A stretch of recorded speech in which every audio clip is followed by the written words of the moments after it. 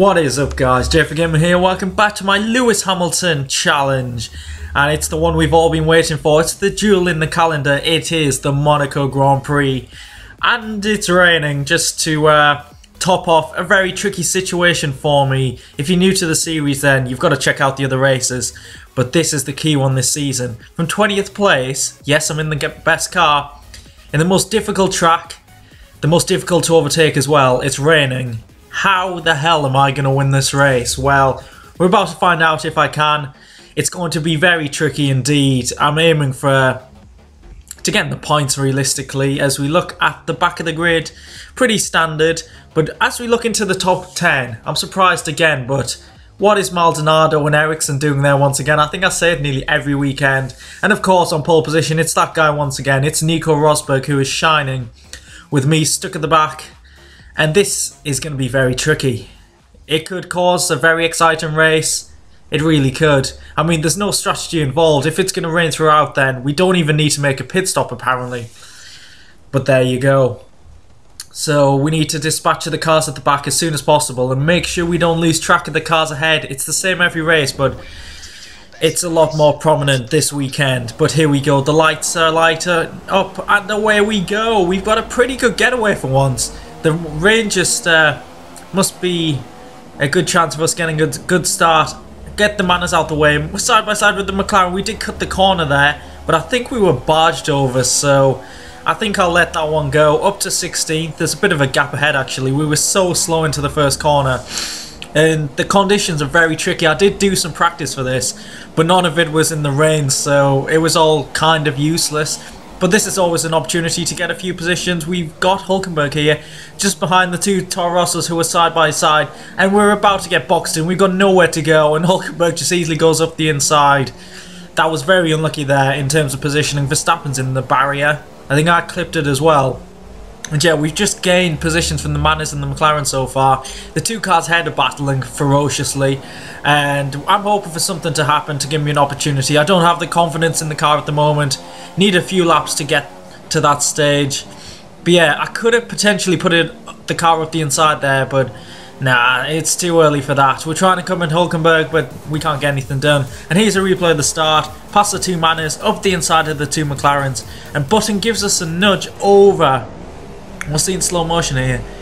He gives us a slight nudge. I was already turning for the corner. I probably turned in a little bit too early. Let's see on board with the McLaren. Yeah. I kind of avoided an incident as Button puts his teammate in the wall. But both McLarens are going side by side up Sandy Vote. This is very risky indeed, especially on the first lap. Looking on board with the Manners, and they're just looking on thinking, what the hell are these guys doing? I tried to go up the inside of Hulkenberg, but you can see we just get boxed in. This is a great sight, but not when a car's overtaking me. I'm just stuck.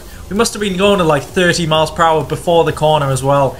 We lost a position there, so we need to get Hulkenberg back onto lap 2. We've gained some confidence, and now we're going to brake up the inside.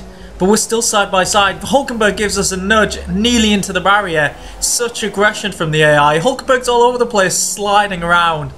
That was actually, in a way, good to see. It was good defensive work there from Hulkenberg. But next lap, same again. This seems like my best opportunity. Great run out the swimming pool, later on the brakes, and this time Hulkenberg is not fighting back, up into 15th. But if you look at the minimap, look at the gap to Rosberg already. There. They had gone into the first corner while I was still in Sector 3. And there's the move once again. Great late braking move. And well, on to lap 6. Let's do the same again. We seem to get a great run out of the swimming pool section compared to the AI. And we outbroke the youngster. I nearly said Jos there. Max Verstappen even. So, finally making up positions. It's been very tricky though. Last few laps I've been following the Toro Rosso. Just couldn't get close enough. But yeah, we're slowly making positions up, but Rosberg's long gone. There's no way we're getting in the top 5. I think 6th place is causing a queue, and that's Kvyat. And you can see on the minimap, the cars are so close from 6th back to 16th. And we're closing in on Sainz. We're practically pushing him through the corner. Now we're side by side. Down here, what's the corner called? I forgot the corner. That's very, very annoying. But up the inside of Sainz, he kind of just understeers into the wall, trying to give us a bit of room. And we've gained a position from the AI being a little bit dumb. We have to go very slow. As soon as we make an overtake, you've got to go so slowly next to each other, making sure not to make contact. You just lose so much momentum and time. But in the Mercedes, I can catch it up. Give me a lap or so. But yeah, you can see Sainz just doesn't turn for the corner early enough, goes into the barrier, and was lucky not to damage his front wing. But that's another position gain. Now onto the back of Perez, 11 laps in. Trying to get a decent run into Mirabeau. We go for a late braking, but he's still there. Side by side. Now we're going into the Lowe's hairpin, and aggression there once again from a Force India driver. Perez kind of barges me out the way.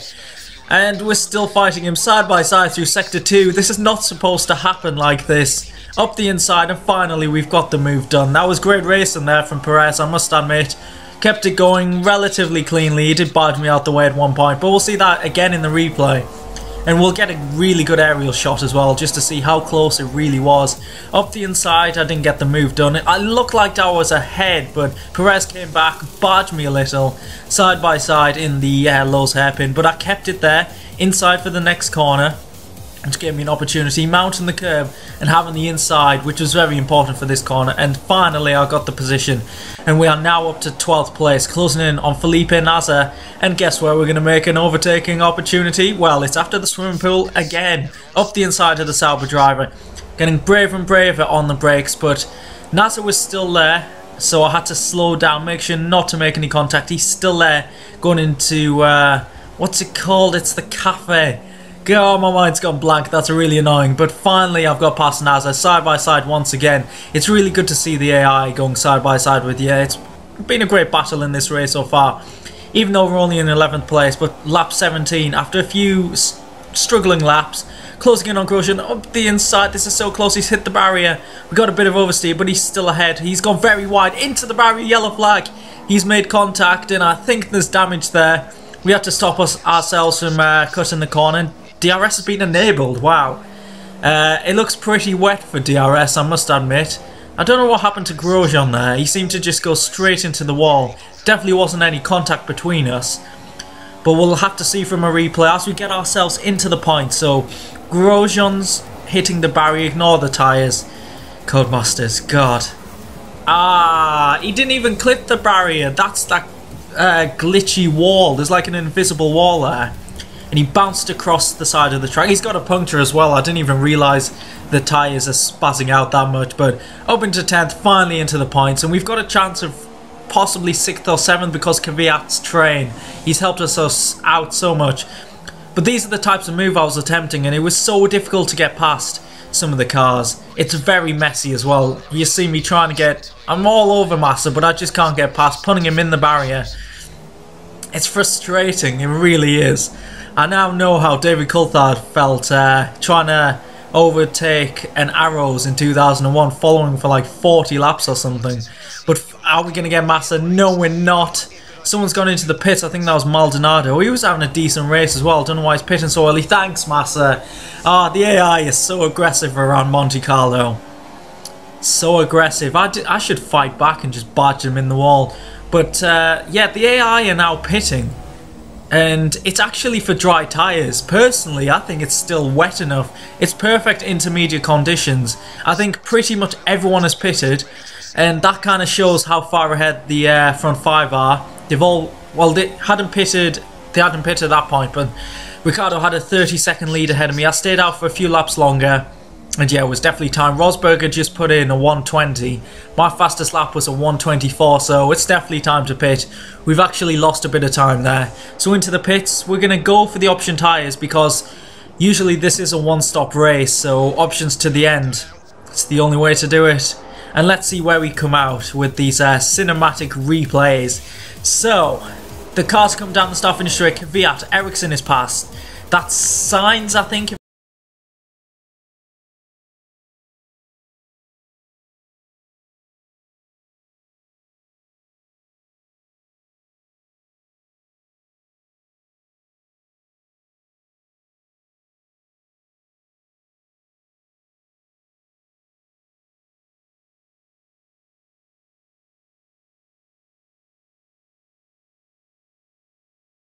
grips there. I'm feeling good right now, and I'm going to get these positions. Ericsson had better pace than Kvyat, I must say. Kvyat just held up everyone for 27 laps.